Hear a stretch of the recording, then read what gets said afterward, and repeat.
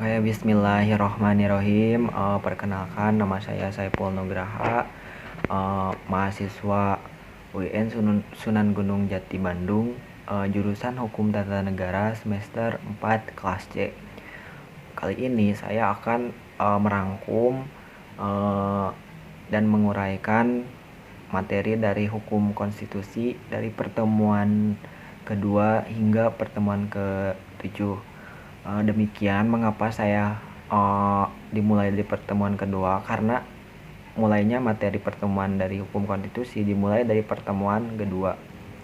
Mungkin langsung saja. Yang pertama ada konsep hukum konstitusi. Konsep adalah serangkaian gambar kajian yang dibahas dalam bentuk singkat dan cenderung lebih ke arah poinnya saja. Tetapi konsep ini memiliki keterkaitan antara poin satu dengan poin yang lainnya, yang pada akhirnya konsep ini menghasilkan sebuah rancangan yang akan dilaksanakan. Lalu asal mula konstitusi. Seperti yang kita ketahui bahwasannya para filsuf pada zaman Yunani kuno, mereka adalah orang yang memiliki kecerdasan di atas rata-rata manusia pada umumnya, yang cenderung berpikir kritis dan fundamental dan sangat-sangat mendasar. 1. Aristoteles. Masa ini, asal mula konstitusi telah ada dari masa para filsuf seperti Socrates, lalu turun kepada muridnya Plato dan juga Aristoteles, namun tidak secara eksplisit dengan kalimat konstitusi sekarang. Pada zaman dahulu, Plato pernah menyatakan atau mencatat pada bukunya yaitu kalimat Politeia, yang dimana merupakan satu kalimat yang berarti konstitusi dan nomoi, yang dimana kalimat ini memiliki arti atau sama dengan undang-undang. Menurutnya, undang-undang dan konstitusi adalah dua hal yang berbeda. Hal ini karena ia mengartikan bahwasannya konstitusi Politeia adalah satu cita-cita yang akan digapai oleh suatu negara. Patokan-patokan yang diciptakan agar penguasa tidak menyalahgunakan kekuasaan yang diberikan oleh negara. Sedangkan nomoi diartikan sebagai peraturan-peraturan yang tertulis. Lalu yang kedua, Yunani. Di Yunani, asal mula konstitusi itu juga dianggap erat hubungannya dengan sebutan res split constituere, sehingga memunculkan suatu semboyan dalam pemerintah saat itu. Lalu yang ketiga, ada Roma. Lahirnya konstitusi dilatar belakangi oleh kaum gerejawan atau rohaniah pada masa itu. Ini bersinggungan dengan konstitusi di Roma pada saat itu, menjadikan masyarakat merasa dikerdilkan dengan aturan gereja tersebut. Lalu Inggris.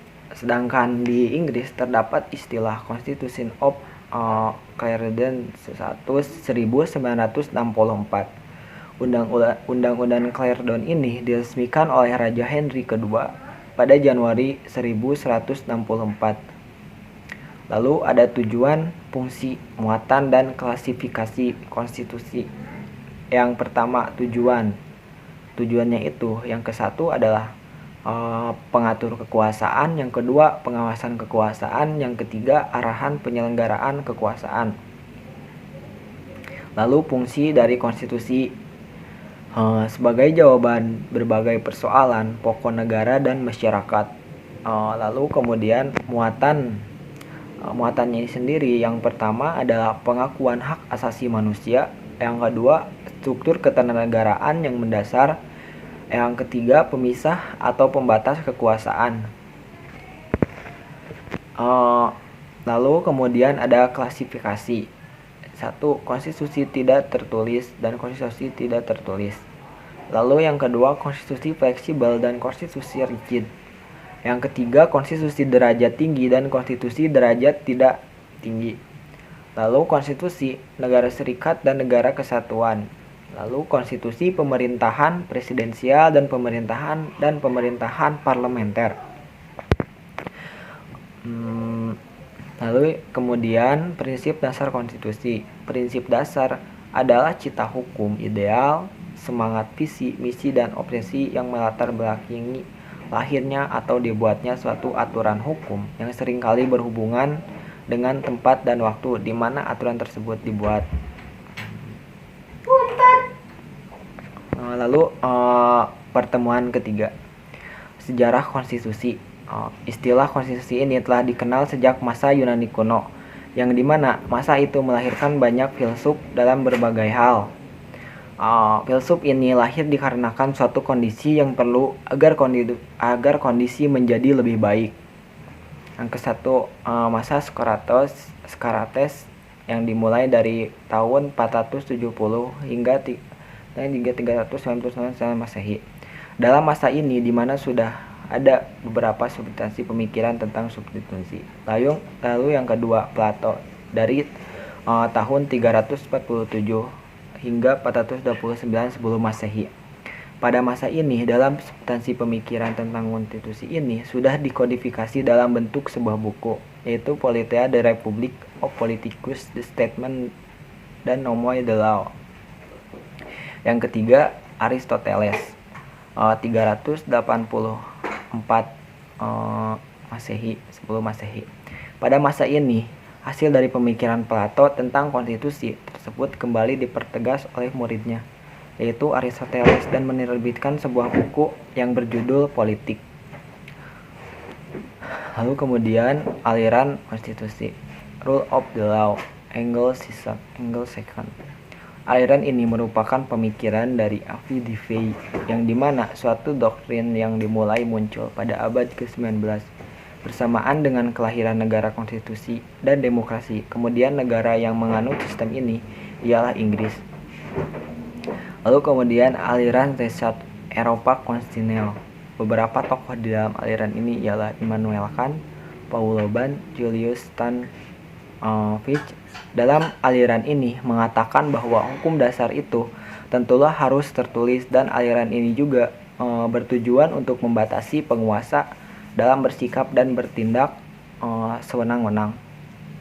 Lalu ada kedudukan konstitusi. Kedudukan konstitusi: 1.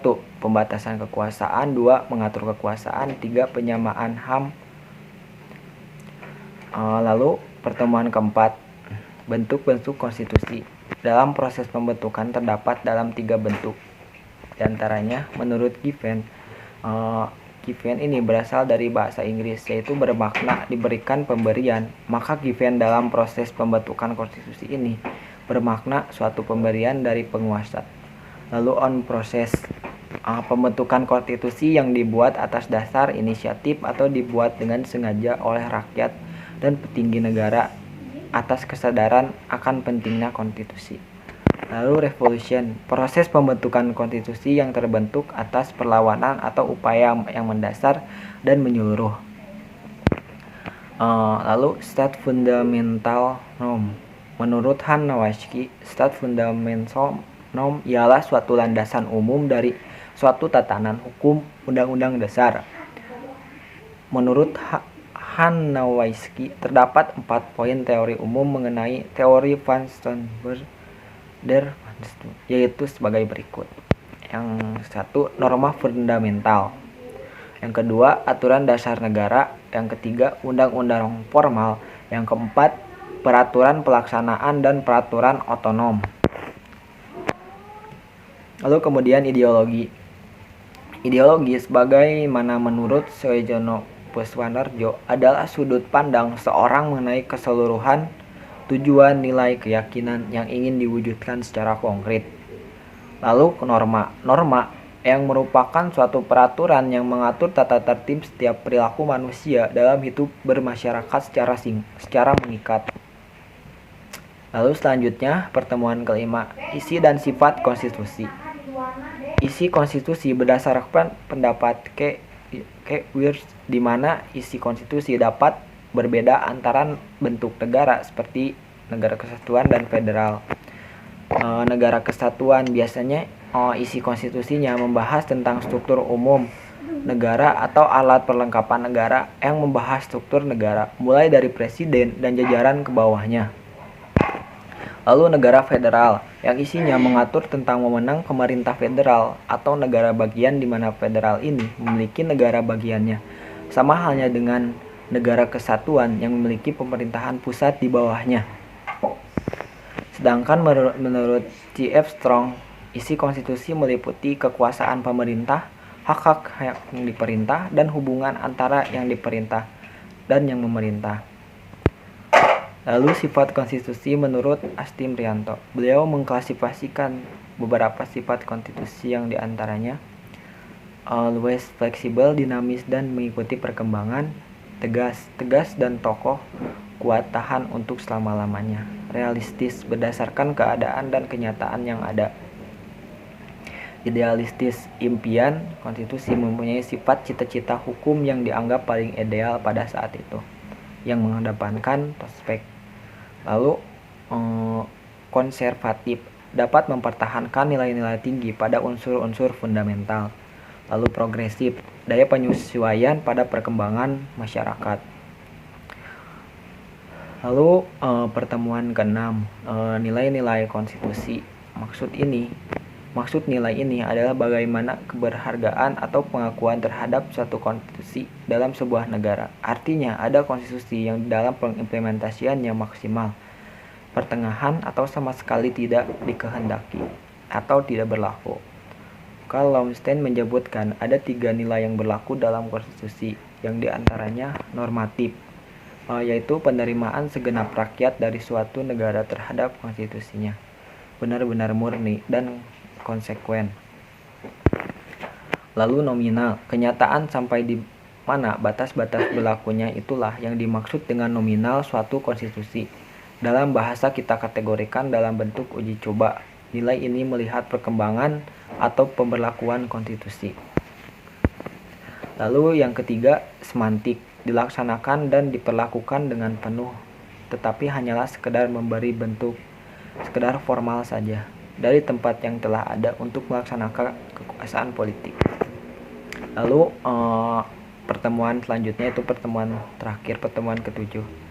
Dalam hukum konstitusi ada yang dinamakan nilai-nilai konstitusi, yang dimana nilai-nilai konstitusi ini adalah sebuah tata cara mengatur jalannya negara. Maka dari itu, bila mana nilai-nilai konstitusi sudah tidak relevan atau sudah tidak cocok, maka harus diubah, direvisi, bahkan diganti. Ada beberapa tahapan-tahapan alasan dalam perubahan konstitusi dan cara merubah konstitusi. Yang ke-1, revolusi, yaitu suatu gerakan yang menghendaki perubahan total terhadap keberadaan sebuah negara, termasuk dengan konstitusinya. Lalu perubahan, arti dari kalimat yang tetap, yaitu penafsiran ulang terhadap sebuah konstitusi. Lalu yang ketiga, perubahan formal, yaitu perubahan redaksi dalam sebuah konstitusi. Lalu keempat, putusan hakim. Contohnya di Indonesia terdapat lembaga yudikatif dalam naungan Mahkamah Konstitusi yang berwenang dalam perubahan konstitusi. Lalu 5, kebiasaan konstitusi. Apabila kultur yang dibangun dalam sebuah konstitusi sudah tidak relevan dan dianggap sudah tidak sesuai, maka kebiasaan konstitusi tersebut dapat dipakai untuk dijadikan salah satu cara perubahan konstitusi. Cara-cara mendorong perubahan. 1. Perkembangan, peradaban, revolusi industri, perkembangan iptek. Artinya bahwa perubahan konstitusi akan berkembang sesuai dengan perkembangan peradaban. Yang ke-1, peradaban, perang, serangan eksternal, krisis ekonomi, negara kesejahteraan, pandangan masyarakat yang didasari kultur dari sebuah masyarakat atau negara. Lalu amandemen formal. Pada umumnya konstitusi bersifat kaku atau rigid dengan tujuan konstitusi diubah hanya dengan pertimbangan yang matang, bukan alasan sederhana atau serampangan. Rakyat harus diberi kesempatan mengungkapkan pandangan sebelumnya dilakukan perubahan. Dalam sistem federal perlu adanya persetujuan negara bagian. Lalu hak individu dan masyarakat harus tetap dilindungi. Cara perubahan yang dilakukan oleh lembaga legislatif, quorum of member and qualified vote. Pembubaran legislatif dan diikuti dengan pemilu. Lalu sidang gabungan. Lalu oleh rakyat melalui referendum, lalu oleh sebagian besar negara bagian, lalu oleh suatu badan khusus. Bentuk-bentuk perubahan, quorum of member and qualified vote. Mengganti suatu konstitusi dengan konstitusi yang baru. Lalu perubahan amandemen, masih menggunakan konstitusi lama namun terdapat yang dirubah, terdiri dari menambah ketentuan, mengurangi ketentuan, mengubah ketentuan. Mungkin sekian yang dapat saya sampaikan. Mohon maaf bila ada kesalahan atau ucapan kata yang kurang, mohon dimaklumi. Wabillahi taufiq wal hidayah. Wassalamualaikum warahmatullahi wabarakatuh.